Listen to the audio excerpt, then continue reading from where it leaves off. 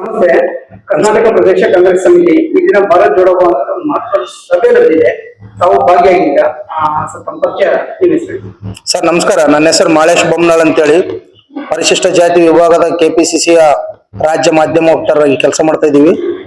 ಇವತ್ತು ಕರ್ನಾಟಕ ಜಾಗೃತ ಅಂತೇಳಿ ಕೆಪಿಸಿಸಿ ಭಾರತ್ ಜೋಡೋ ಭವನದಲ್ಲಿ ಈ SIR ಕುರಿತು ಒಂದು ಕಾರ್ಯಾಗಾರ ಇತ್ತು ಇವತ್ತು. ಆ ಕಾರ್ಯಾಗಾರದಲ್ಲಿ ಸಾಕಾಗಷ್ಟು ಜನ ಪಾಲ್ಗೊಂಡಿದ್ರು.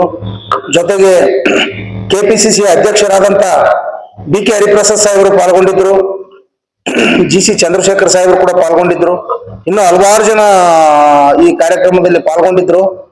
SIR ಕುರಿತಾಗಿ ಉತ್ತಮವಾದಂತ ಕಾರ್ಯಾಗಾರ ಮಾಡಿದ್ರು ಜಾಗೃತ ಕರ್ನಾಟಕ ಅಂತೇಳಿ ಡಾಕ್ಟರ್ ವಾಸು ಸಾಹೇಬರು ಕೂಡ ಒಳ್ಳೆ ಸಲಹೆಯನ್ನು ಕೊಟ್ಟಿದ್ದಾರೆ ಎಲ್ಲರಿಗೂ.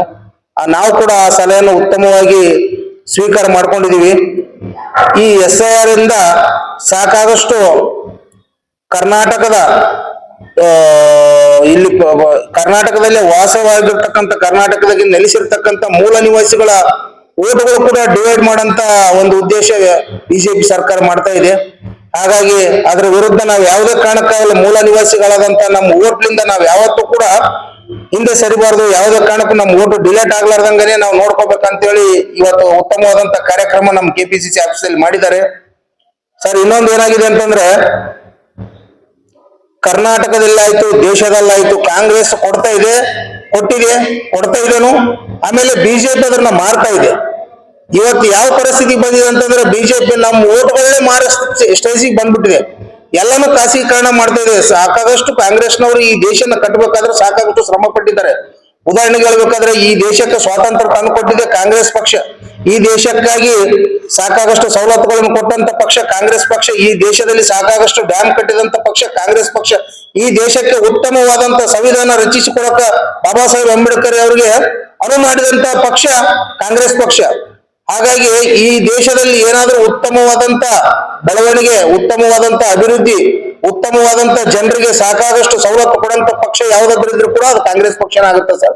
ಯಾಕಂತಂದ್ರೆ ಸಾಕಾಗಷ್ಟು ಉದಾಹರಣೆಗಳಿದ್ದಾವೆ ನಾವು ಕೊಟ್ಟಿದ್ದೇವೆ. ಈಗ ಮೊನ್ನೆ ತಾನೇ ಸಿದ್ದರಾಮಯ್ಯ ಸಾಹೇಬರ ನೇತೃತ್ವದಲ್ಲಿ ನಾವು ಸರ್ಕಾರ ರಚಿಸಿದಾಗ 2023ರಲ್ಲಿ ಪಂಚ ಗ್ಯಾರಂಟಿಗಳು ಕೊಟ್ಟಿವಿ.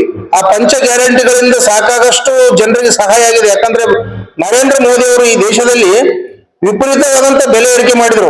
ಮನಮೋಹನ್ ಸಿಂಗ್ ಸಾಹೇಬರು ಆಡಳಿತದಲ್ಲಿ 415 ರೂಪಾಯಿ ಇರುವಂತ ಸಿಲಿಂಡರ್ ಇವತ್ತು 1000 ರೂಪಾಯಿ ಕೊಡ್ತಕ್ಕಂತ ಸ್ಟೇಜಿಗೆ ಬಂದ್ರು. ಇನ್ನೊಂದು ಇವ್ರು ಎಂತ ಡೋಂಗಿ ನಾಟಕ ಮಾಡಿದ್ರು ನರೇಂದ್ರ ಮೋದಿ ಅವರು ಸರ್ಕಾರದವ್ರು ಅಂತಂದ್ರೆ, ಈ LPG ಸಿಲಿಂಡರ್ಗೆ ನೇರವಾಗಿ ಸಬ್ಸಿಡಿ ಕೊಡ್ತೀವಿ ಅಂತ ಹೇಳಿ ಇರೋ ಸಬ್ಸಿಡಿನ ಕಟ್ ಮಾಡಿಬಿಟ್ಟು ಇವತ್ತು ಒಬ್ರು ಕೂಡ ₹1 ಸಬ್ಸಿಡಿ ಕೊಡ್ಲಾರ್ದಂತ ಪರಿಸ್ಥಿತಿ ತಂದಿಟ್ಟಿದ್ದಾರೆ ಸರ್.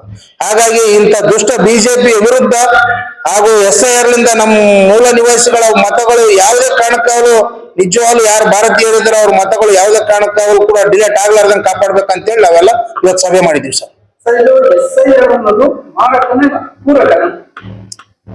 ಸರ್ ನೋಡಿ, ಈ ಮೊನ್ನೆ ತಾನೇ ನಡೆದಂತ ಪಶ್ಚಿಮ ಬಂಗಾಳದ ಚುನಾವಣೆಯಲ್ಲಿ ಇದು ಮಾರಕಾಗಿದೆ ಸರ್. ಯಾವ ತರ ಮಾರಕಾಗಿದೆ ಅಂತಂದ್ರೆ, ಸಾಕಾಗಷ್ಟು ಅಲ್ಲೇ ನೆಲೆಸಿದಂತವ್ರು ಓಟ್ಗಳು ಕೂಡ ಡಿಲೇಟ್ ಆಗಿದಾವೆ ಸರ್. ಈ ದೇಶದಲ್ಲಿ ನೆಲೆಸಿರೋದಕ್ಕೆ ಸಾಕಾಗಷ್ಟು ಒಂದು ದಾಖಲೆಗಳು ಇರ್ತಾವ ಸರ್. ಅವ್ರ ಓಟನ್ನೇ ನಾವು ಕಸ್ಕೊಂಡು ಕಳ್ತನ ಮಾಡಿವಿ ಅಂತಂದ್ರೆ ಇದ್ರಂತ ಇನ್ನೊಂದು ದ್ರೋಹ ಇನ್ನೊಂದು ಇದೆಯಲ್ಲ ಸರ್. ಇದು ಯಾವ ತರ ನಮಗೆ ಪೂರಕ ಆಗತ್ತೆ ಹೇಳಿ ಸರ್. ಹಾಗಾಗಿ ನಾವು ಕರ್ನಾಟಕದಲ್ಲಿ ಯಾವುದೇ ಕಾರಣಕ್ಕೂ ನಮ್ಮ ಕನ್ನಡಿಗರಿಗೆ ಮಾರಕ್ ಆಗ್ಲೇಬಾರ್ದಂತ ನಾವು ಇದನ್ನ ಇವತ್ತು ಸಭೆ ನಡೆಸಿದ್ವಿ ಸರ್. ಸರ್, ತಾವು ಇತ್ತೀಚಿನ ಘಟನಾವಳಿಗಳನ್ನ ಸೂಕ್ಷ್ಮ ಗಮನಿಸ್ಕೊಂಡು ಬರ್ತಾ ಇದ್ದೀರಾ. RSS ಅನ್ನೋದೊಂದು ಪ್ರಿಯಾಂಕಾ ಖರ್ಗೆ ಅವರು ಬಹಳಷ್ಟು ದೊಡ್ಡ ಮಟ್ಟದಲ್ಲಿ ಅವ್ರು ಹೇಳ್ತಾರೆ ರಿಜಿಸ್ಟ್ರೇಷನ್ ಮಾಡಿಸ್ಬೇಕು ಅಂತ ಹೇಳ್ತಾರೆ. RSS ಸಂಸ್ಥೆ ಮುಖ್ಯಸ್ಥರು ಅವರು ಏನ್ ಹೇಳ್ತಾರೆ, 1924ನೇ ಇಸ್ವಿನಲ್ಲಿ ಸ್ಥಾಪನೆ ಆಗಿರೋರು. ಬ್ರಿಟಿಷ್ ಬೂಟ್ ಕೆಳಗಡೆ ನಾವು ರಿಜಿಸ್ಟ್ರೇಷನ್ ಮಾಡಿಸ್ಕೊಬೇಕಾ ಅಂತ ಹೇಳ್ತಾರೆ. ಎಷ್ಟು ಮಟ್ಟಿಗೆ ಸರಿ ಸರ್ ಅವರು ಅಷ್ಟು ದೊಡ್ಡವರಾಗಿ ಹೇಳೋದು? ಸರ್, ಈ ನೆಲದ ಕಾನೂನು ಪ್ರತಿಯೊಬ್ಬ ಭಾರತನಿಗೂ ಅನ್ವಯಿಸ್ತದೆ ಸರ್. ಹಾಗಾಗಿ RSS ನವ್ರಿಗೊಂದು ನ್ಯಾಯ, DSS ನವ್ರಿಗೊಂದು ನ್ಯಾಯ ಇಲ್ಲಿ ಇರಲ್ಲ ಸರ್. ಕಾನೂನು ಅಂದ್ರೆ ಎಲ್ಲರಿಗೂ ಒಂದೇನೆ ಸರ್. ಪ್ರಧಾನಿ ಮೋದಿಗೂ ಒಂದೇ ಓಟು, ಕಸ ಗುಡಿಸೋನಿಗೂ ಒಂದೇ ಓಟು, ಚಾಯ್ ಮಾರೋನಿಗೂ ಒಂದೇ ಓಟು. ಹಾಗಾಗಿ ಕಾನೂನು ಇಡೀ ದೇಶಕ್ಕೆ ಒಂದೇ ಕಾನೂನು ಇದೆ ಅಂದ್ಮೇಲೆ RSS ನವ್ರಿಗೂ ಒಂದೇ ಕಾನೂನು ಇರ್ತದೆ, ನಮಗೂ ಒಂದೇ ಕಾನೂನು ಇರ್ತದೆ. ರಿಜಿಸ್ಟ್ರೇಷನ್ ಕಂಪಲ್ಸರಿ ಮಾಡಿಸ್ಲೇಬೇಕು ಅವ್ರು. ಸರ್, ಇದು RSS ಸ್ಥಾಪನೆ ಆಗಿರೋದು 1924 ಸ್ವತಂತ್ರಕ್ಕಿಂತ ಮುಂಚೆ. 1947 ಇಸ್ವಿ ಮೇಲಾಗಿದೆ ನಾವು ರಿಜಿಸ್ಟ್ರೇಷನ್ ಮಾಡ್ತಾ ಇದ್ವಿ.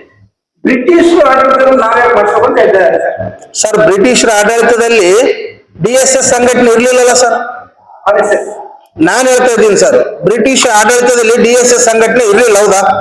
ಬಟ್ ಸ್ವಾತಂತ್ರ್ಯ ಬಂದಾಗ ನಾವು DSS ಸಂಘಟನೆ ರಿಜಿಸ್ಟ್ರೇಷನ್ ಮಾಡಿಸ್ಕೊಂಡಿಲ್ಲ ಸರ್. ನಾವು ನಮ್ಮ ಬ್ರಿಟಿಷರ ಆಡಳಿತದಲ್ಲಿ ನಮಗೆ ಸ್ವಾತಂತ್ರ್ಯ ಇರ್ಲಿಲ್ಲ ಸರ್, ನಮ್ಗೆ ಸಂವಿಧಾನ ಇರ್ಲಿಲ್ಲ.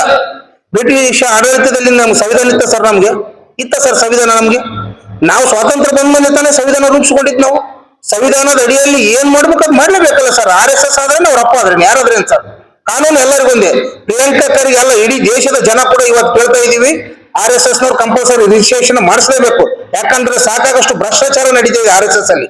ಅವ್ರು ಯಾವುದೇ ಕಾರಣಕ್ಕೂ ರಿಜಿಸ್ಟ್ರೇಷನ್ ಮಾಡ್ಲಾರ್ದಂಗಿತ್ತಂದ್ರೆ ಕಾನೂನಾತ್ಮಕವಾಗಿ ಹೋರಾಟ ಪ್ರಿಯಾಂಕಾ ಖರ್ಗೆ ಅವರಲ್ಲ, ಈ ದೇಶದ ಜನ ಕೂಡ ಮಾಡ್ತಾರಂತ ಈ ಸಂದರ್ಭದಲ್ಲಿ ಹೇಳ್ತೀನಿ ಸರ್ ನಾನು. ಈಗ ಪ್ರಿಯಾಂಕಾ ಖರ್ಗೆ ಅವರು ಅಷ್ಟೆಲ್ಲ ಪ್ರಶ್ನೆಗಳು ಮಾಡುವ ಪ್ರಿಯಾಂಕಾ ಖರ್ಗೆ ಅವ್ರ ಮೇಲೆ ಏನೋ ಒಂಥರ ತುಚ್ಛವಾಗಿ ನೆಗೆಟಿವ್ ಆಗಿ ಮಾತಾಡ್ತಾರೆ. ಅಂದ್ರೆ ಅವರು ಗೃಹ ಸಚಿವರಾಗಿದ್ದಾರೆ, ಅವ್ರಿಗೂ ಒಂದು ಉನ್ನತ ಸ್ಥಾನಮಾನಗಳು ಎಷ್ಟು ಮಟ್ಟಿಗೆ ಸರಿ ಸರ್ ಕೇಳುವಾಗ ಮಾತಾಡೋದು?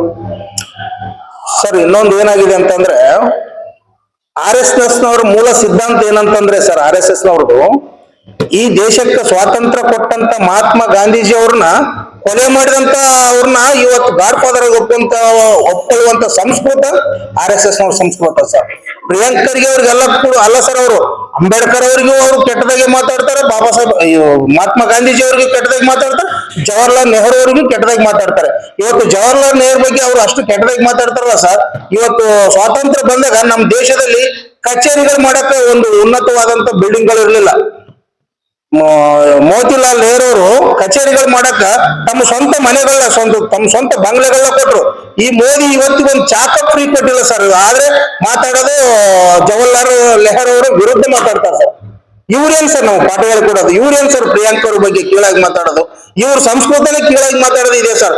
ಇವತ್ತು ಆ ಸಂವಿಧಾನ ಪುಟಗಳನ್ನ ಬರೆದ ಇದೇನು ಅಸ್ತಿತ್ವಕ್ಕೆ ಬಂದು 3 ದಿವಸದಲ್ಲಿ ಸುಟ್ಟಂತ ಸಂಸ್ಕೃತ ಸರ್. ಇವ್ರೇನ್ ಸರ್ ಪ್ರಿಯಾಂಕಾ ಖರ್ಗೆ ಮಾತಾಡೋದು? ಪ್ರಿಯಾಂಕಾ ಖರ್ಗೆ ಜೊತೆ ಕೋಟಿ ಜನ ಇದ್ದೀವಿ ಸರ್. ಪ್ರಿಯಾಂಕಾ ಖರ್ಗೆ ಏನು ಕೇಳಕ್ಕಾಗಲ್ಲ ಸರ್.